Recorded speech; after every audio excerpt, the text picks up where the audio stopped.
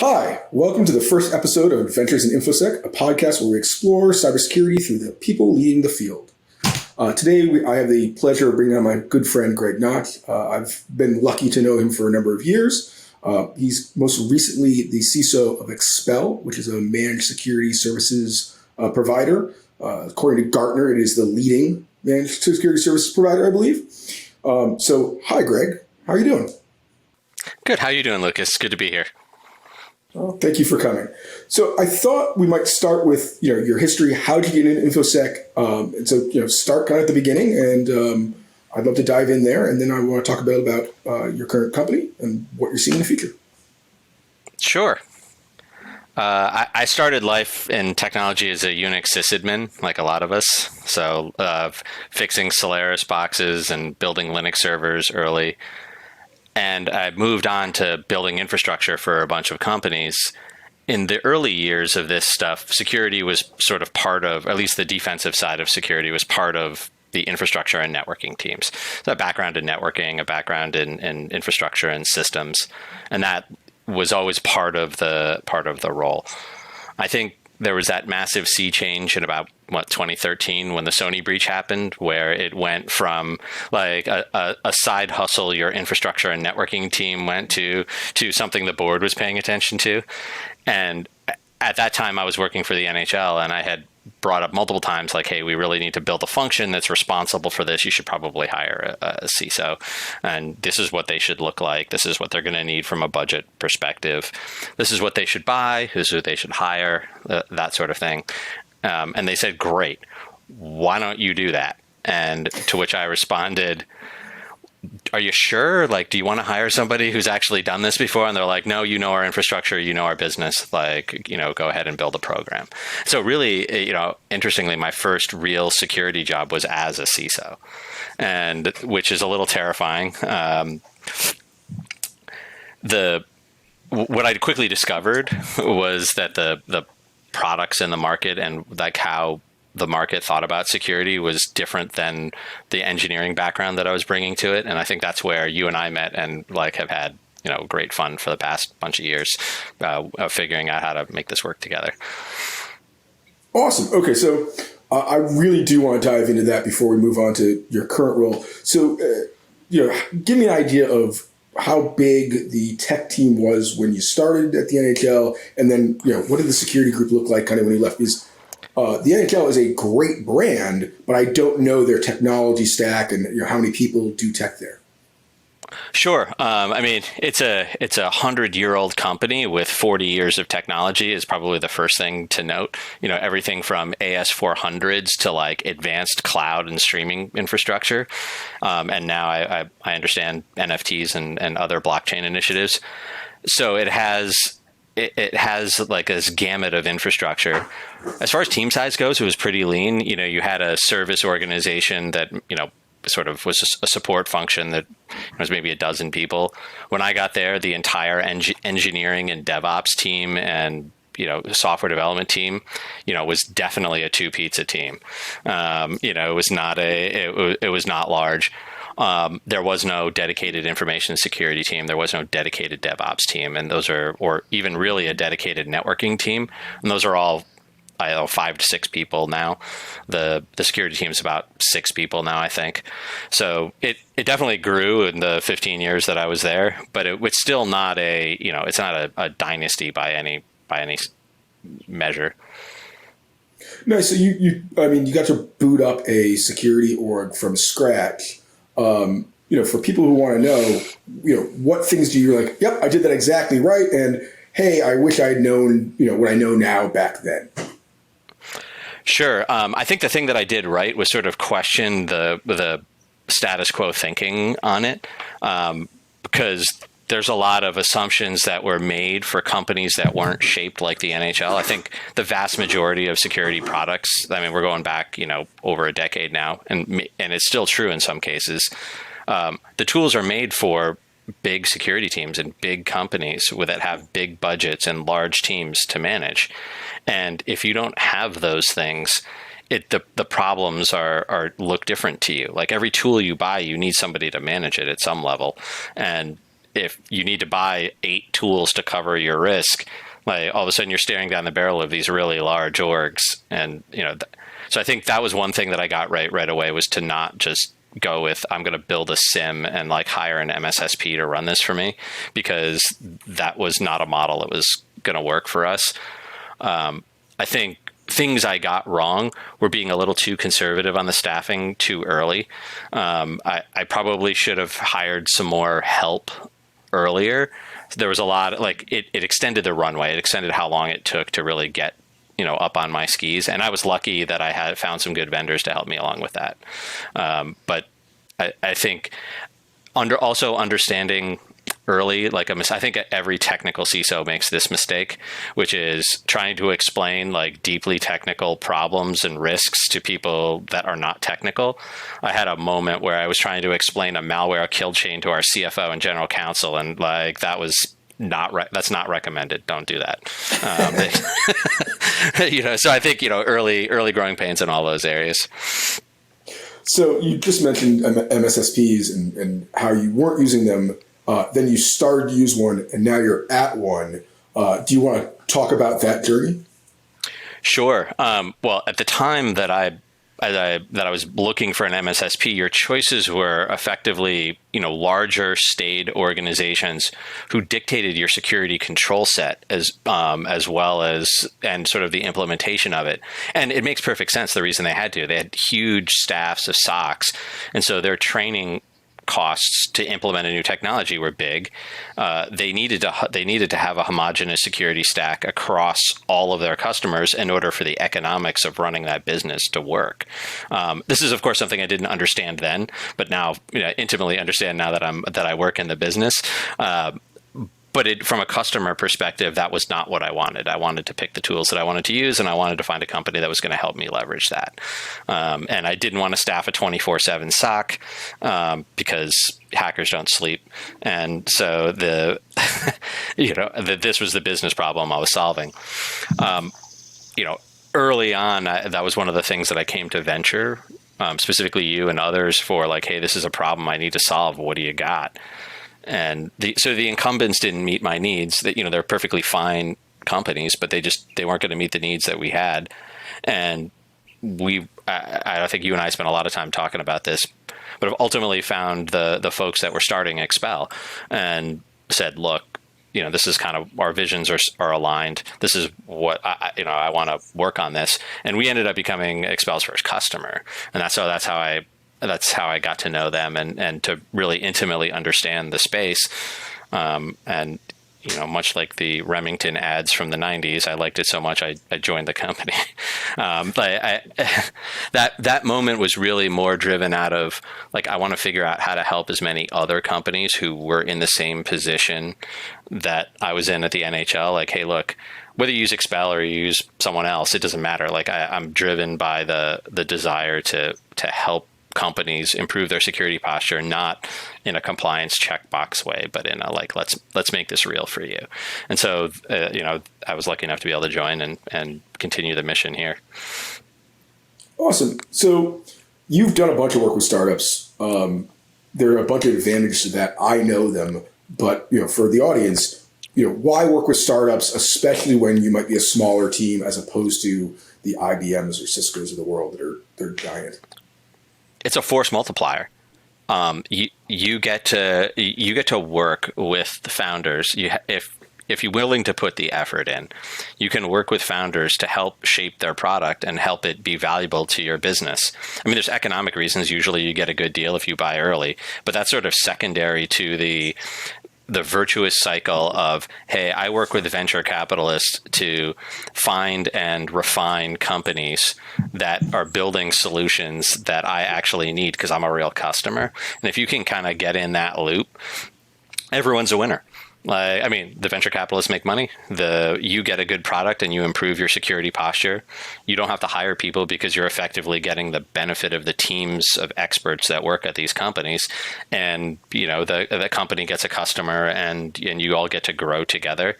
Anytime I find a scenario where I can put a bunch of smart people, whether it's mentoring people on my own team or putting a bunch of people together and we can all grow together, like that's a position I want to be in. Awesome. All right, so let's talk about Expel. You've just recently taken a new job, so why don't you tell us about Expel, kind of what they do? Because I mentioned broadly it's an MSSP, but that doesn't really specifically say. And then tell us about your role there. And last but not least, you're one of the most technical CISOs I get to hang out with. So how have you managed to stay kind of technically on top of things as you've gone through this? Sure. So Expel is, I guess Gartner would call it an MDR. We're a little bit more than that. We take telemetry from all kinds of different technologies, be them networking or cloud or SaaS. So the categories are a little weird, but notionally we're what you would call an MSSP. We take in telemetry from your security tooling. And we enrich investigations. We respond to incidents in your environment, and we sort of co-manage stuff with your security team. And where the line that is, the thing that I think sets us apart is how we define where that boundary is between what we do and what you do is flexible. So if you want us to do remediation for you containing endpoints, like we'll do it. If you just want us to be your tier 1 SOC, we can do that too. If you're looking for something more full service that spans your endpoints, your cloud, your SaaS, like we've got you covered there too. And I think, we try to meet people where they are. And I think that's a really big differentiator from some of the other folks that are doing it. Again, no knocking on our competitors. It's just we have a very broad view about how to help people improve their posture. So coming here, it's a sea change from the NHL, right? Like it's just a different kind of company in every way. The problems they have, we're born in the cloud. We have SaaS platforms. So SaaS security is big for us as a company, not just, for our customers. So there's a lot of, it's just a different kind of place to try to secure. And the way that we view our customers' data is way different. Our customers trust us with access to the security tools in their environment, period, full stop. And that is an awesome responsibility.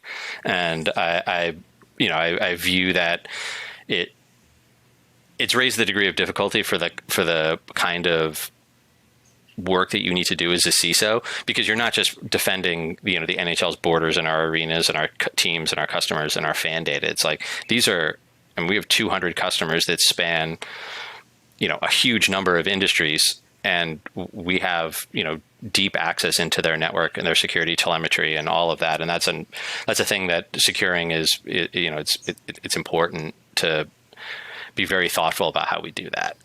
So that's the difference, and I think the degree of difficulty. What do I do to stay sharp? I've always maintained a lab in my basement in the cloud, and to sort of test new security technologies. Make sure that I'm still writing code a little bit here and there to make sure that I have the ability to understand the security technologies as they're being sold, and as they to be able to tell if they work or not, or how they work, and be able to understand how they stitch together. That's always been like an engineering passion of mine.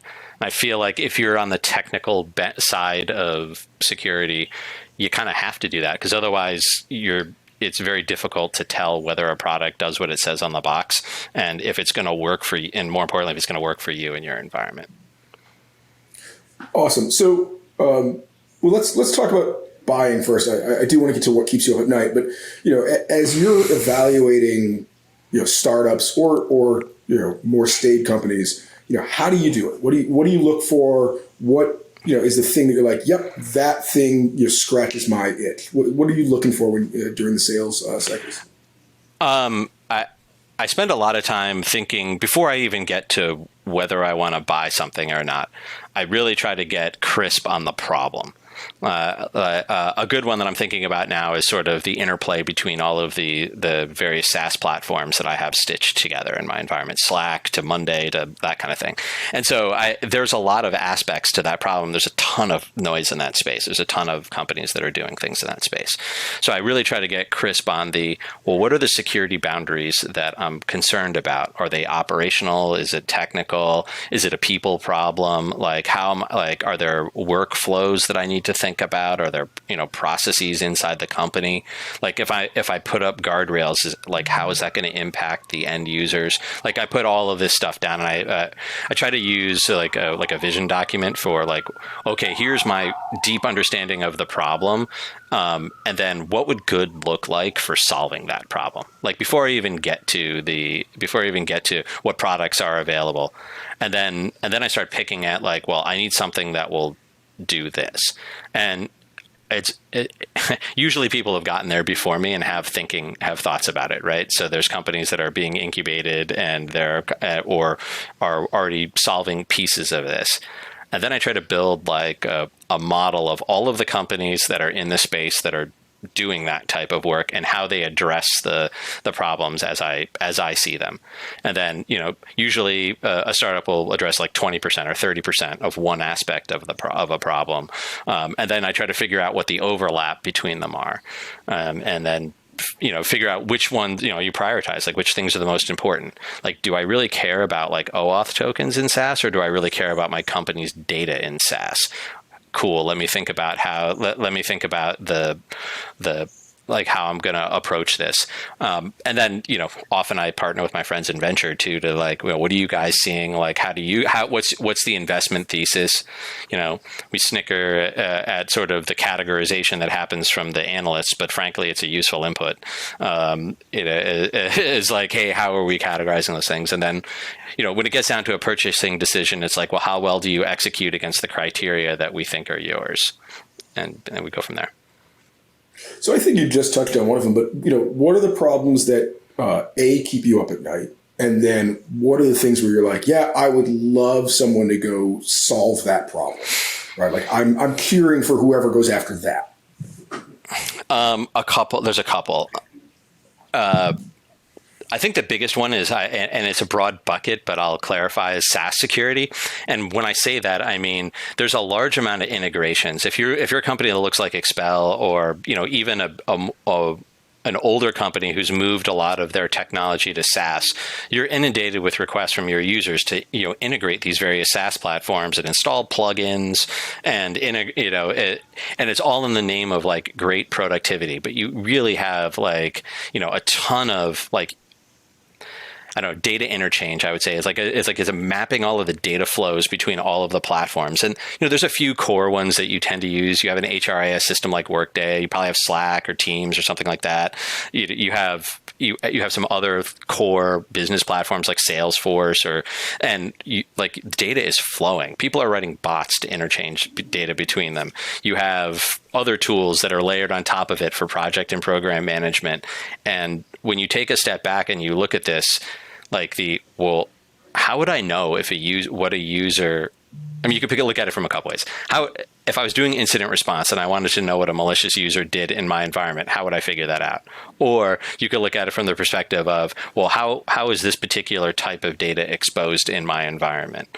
Or, you could take a bunch of views of this problem. And it worries me because, you don't want to have a scenario where you just say no to all of your users all the time, right? You want to be able to enable them to use the tools that they want to use, but it's really hard to evaluate the risk of those decisions, because you can look at them in a vacuum with a 3PA process, but you can't I just linked up Jira to Slack. Well, what's the implication of that? It's like, are there retention policies? So I'm looking for tools that solve pieces of that. I don't think anybody's boiling the ocean on that one yet, but those are things that worry me, because I think a lot of those decisions are made without, even by people who really know what they're doing, are made without a fullness understanding of the risk of that area. So that worries me. The second area that I'm thinking a lot about is auth. I think you've seen Microsoft and Apple and Google come out and talk about how phones as tokens and what that means for auth. I think there's like Okta has been sort of owned the market in this one area, and I think there's room for a next version of that. I think there's room for iteration on how we think about auth, especially in the context of zero trust. And I'm sort of waiting to see how that shakes out over the next year. And those are two areas that I'm sort of keeping an eye on and worry me a little bit, because we have heavy reliance on those things and not a clean understanding of the risk.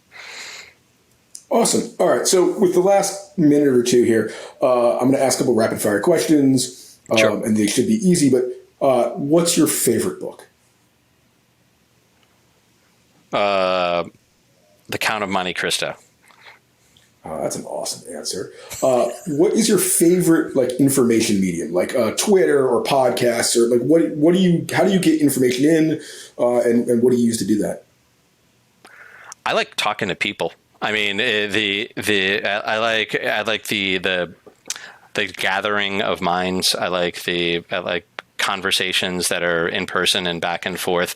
I mean, I consume passively Twitter and LinkedIn and, a whole bunch of blogs and podcasts and that stuff. But if you ask me what I think is the most efficient way to find out about new things is put a bunch of smart people in a room and let them and maybe give them a meal and then talk about it.